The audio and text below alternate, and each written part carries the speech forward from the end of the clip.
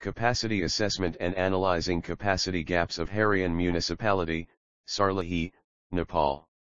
Abstract Sendai Framework for Disaster Risk Reduction Priorities: the understanding of the disaster risk, managing the risk governance and enhancing the disaster preparedness with the investigation for resilience. To contextualize this theme into local government and governance system, a systematic macro-level study of the governance system is essential for disaster risk management. It is quite challenging task to growing cities like Harrion to cope changing pattern of city with the disaster management plan, because growth of cities does not correspondingly grow the capacity in relation to disaster preparedness. Capacity assessment of the city is one of primary needs to analyze the context and situation of the city, which shall aid to visualize the gaps and find further needs of the city. This research paper analyzes the capacity of Harion Municipality in relation to different prevailing hazards and other possible hazards that might strike Harrion. Here the data are achieved from municipal records, key informant interviews, and different governmental sites. The site was visited several times to achieve the prevailing nature and condition and for verification and validation of mapping data. The survey for capacity assessment was done by preparing the questionnaire. This research shows the gaps and needs that the Harion Municipality needs to achieve to make a resilient municipal city. The measure and mapping of capacity done in this paper shows the general ability of the municipal city in terms of disaster preparedness. The mapping of the capacity helps the local government to analyze capacity gaps in any particular area, visualizing the needs and demands in terms of capacity development that needs to be equipped. Also, the study of capacity shall aid to find the buffer zone and the reliability of existing capacity during any disaster or hazard events.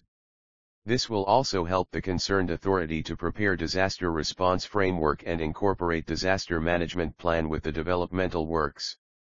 Keywords: Sendai Framework, Capacity Assessment, Disaster Preparedness, Possible Hazards, Governance, Key Informant Interviews, Questionnaire, Disaster Response Framework. Introduction. The adverse effect of disaster can extend to a longer time frame in various human, social, environmental and economic sectors, resulting to the hindrance in development. Disaster resilient development is largely dependent upon the capacities owned by the respective local government in the field of planning and managing developmental activities. Capacity development is one of the major activities to substantially reduce disaster loss, SFDRR, 2015. Most of the local government in Terai Belt seems not to be aware and careful in the subject of analysis of disaster vulnerabilities and disaster losses. Striking of disaster would bring these local levels to a traumatic situation. Vulnerability to disasters in Nepal is accentuated by unregulated urban and rural planning, UNDP, 2008. According to NSDRM, 2008, Nepal is a hotspot for various geophysical and climatic hazards, and it is ranked comparatively very high in terms of vulnerability to natural hazards. National Disaster Report, Nepal, 2011. In urban and urbanizing areas, it is believed that due to population growth the level of risk is increasing very rapidly. Mainly in this context, visualizing the rapid urbanization, Nepal should make it well prepared for the future scenario that could strike it. Capacity development and capacity assessment works are recommended to be based on a detailed understanding of the situation within the concerned authority and elected members of local government, UNDG, 2008. The hazards like fire, thunderbolts, heavy rainfall, flood, earthquake, etc. has been frequently reported in Harion Municipality. The DRR portal also shows that from 2016, due to various hazards, the municipality has gone the estimated loss of Rs.1850000 with death of 7 people, missing of 2 people and around 5 injured people, affecting 36 families. The hazards that are major threats to this municipality are fire, cold wave, earthquake, heat wave, snake bite, inundation, and flooding.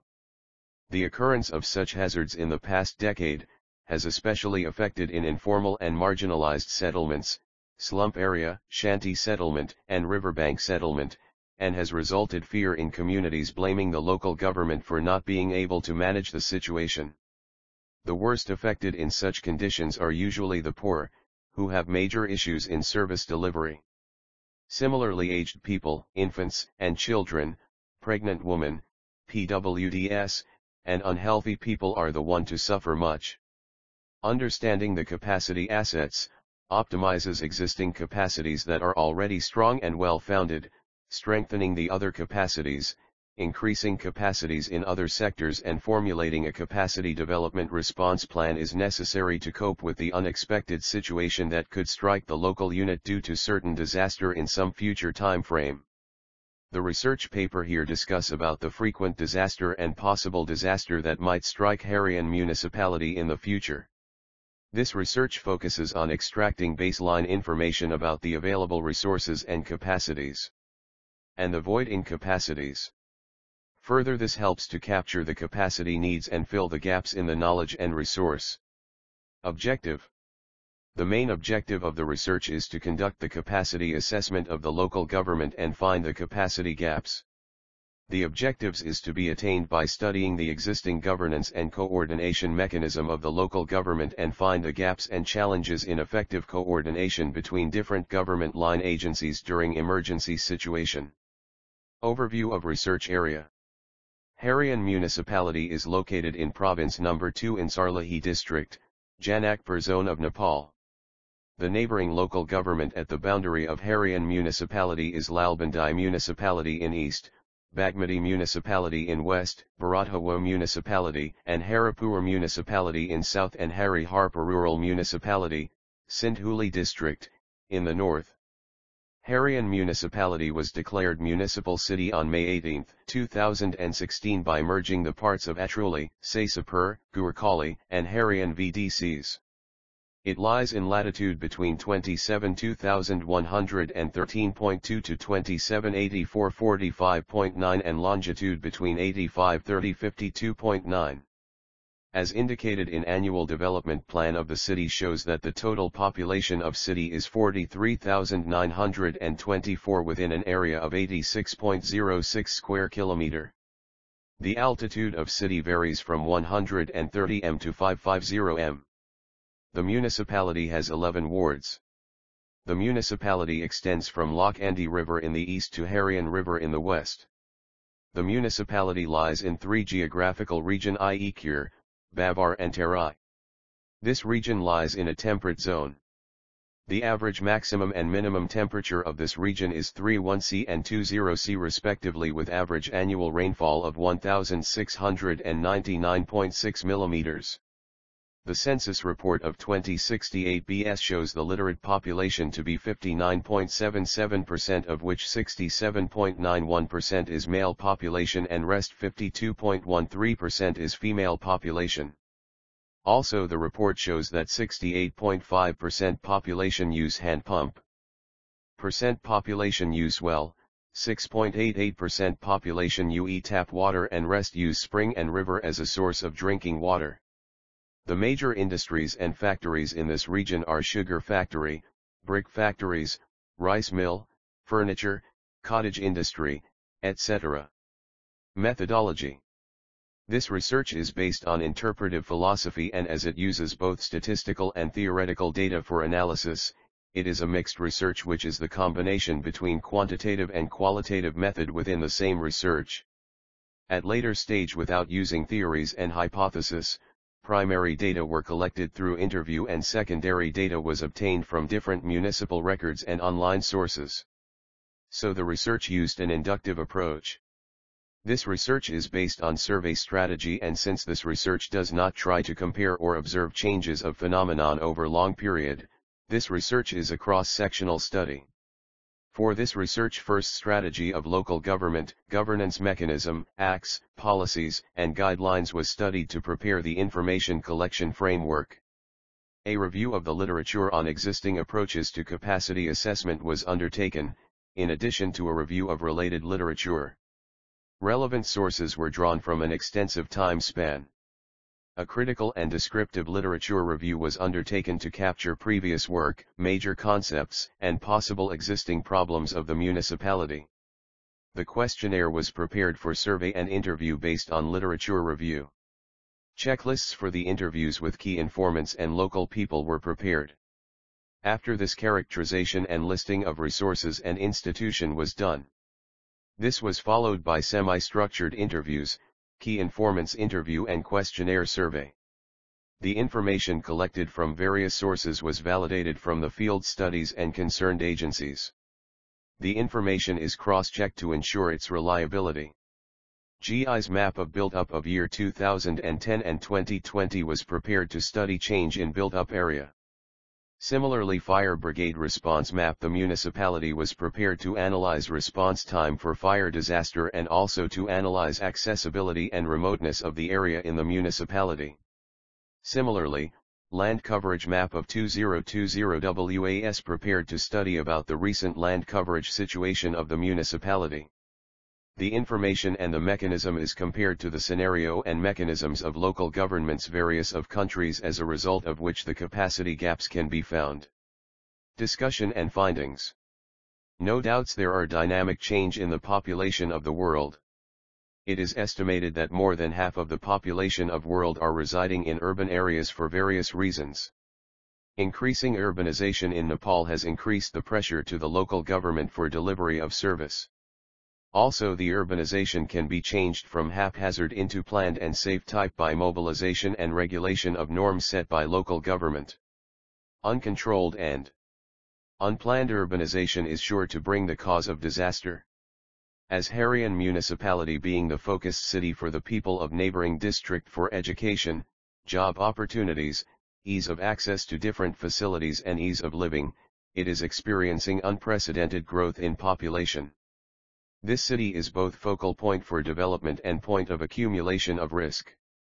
The major necessities like local disaster and climate resilient plan, disaster preparedness and response plan, disaster risk reduction and management act, etc. that were identified to be the necessity of local government are still not compromised.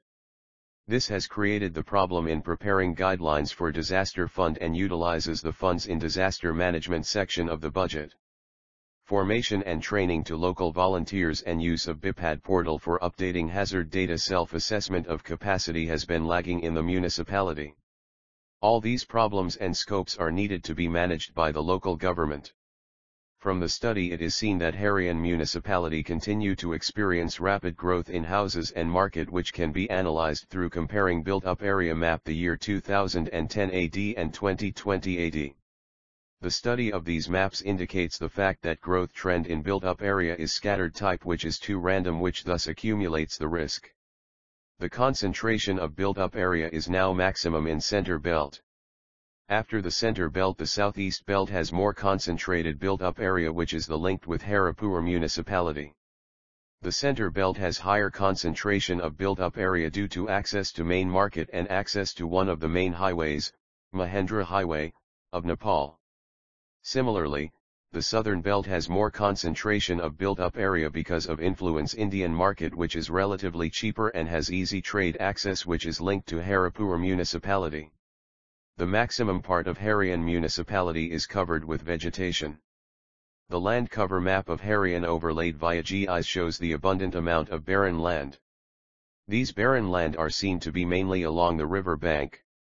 The maximum concentration of built-up area was seen to be mainly in Ward 10 and in the junction area of Ward 7, Ward 8, Ward 9, and Ward 10. This is the major market area of the town and the highway pass through this zone. This shows that the built-up area concentration was maximum in these areas and distribution was being sparse in a radial from the main market area and the highway, Mahendra Highway. The map below presents the land coverage status of Harion Municipality in the year 2020. The municipality services and infrastructure was compared to the norms and standard mentioned in Planning Norms and Standard 2013. The norms for cities, 40,000 to 1 lakh population. This showed that municipality lags in major services like road, water supply, sanitation and sewerage, waste management and storm drainage management, transportation facilities, and others. Similarly, the services like hospitals, provision of open spaces, colleges, and schools etc. are seen to be sufficient in response to Population of the city as per the Planning Norms and Standard 2013. The municipality was facing problem in expanding access to infrastructure services with the available financial and technical resources. This may be the reason that the municipality has not been able to pay sufficient attention to address different problems and minimize the accumulated risk. Ward 10 and 11 seems to be densely populated with dense settlement lying at north and south of the Mahendra Highway, and the market also lies in Ward 11, which therefore can be major threat in case of fire emergency. Harion Municipality was not seen to have developed integrated development plan for overall developmental activities to be run in the municipality. But for the transportation development within the municipality, it has developed Municipal Transport Master Plan for the identification, classification, and prioritization of roads within municipality with a motive to construct, upgrade, maintain and rehabilitate prioritized roads on the basis of approved criteria with calculation of financial budget. The major spending of budget are in the field of infrastructure and urban development, administration, training and empowerment, sanitary and health, emergency management, and environment conservation. In the year 2019, the municipality had spent 5.5 million rupees in flood control. Also, in the year 2020-21, the municipality has separated around 10 million for emergency in case of road accident management and control, and other epidemic and disasters. The major source of municipal budget in case of DRR was used for tree plantation, riverbank embankment, flood controlling structure and health and sanitation. In this year for empowerment, skill development training, awareness programs, the municipality had separated around 2 million rupees. The fire brigade response map prepared using GIS show that the fire engine can reach any accessible within 25 minutes. If the incident is reported in time, the fire can be controlled with a minimum loss. But the large fire can end everything within that period. So for the areas with high response time, help should be taken from the neighboring local level. Also, those areas need to be equipped with local level or mini-scale fire control system which shall control the fire until the fire brigade arrives. Some areas in Ward 1 and Ward 2 seem to be inaccessible to fire brigade. These are the areas with forest and agricultural land. Accessibility to fire brigade needs to be planned by municipality in those areas.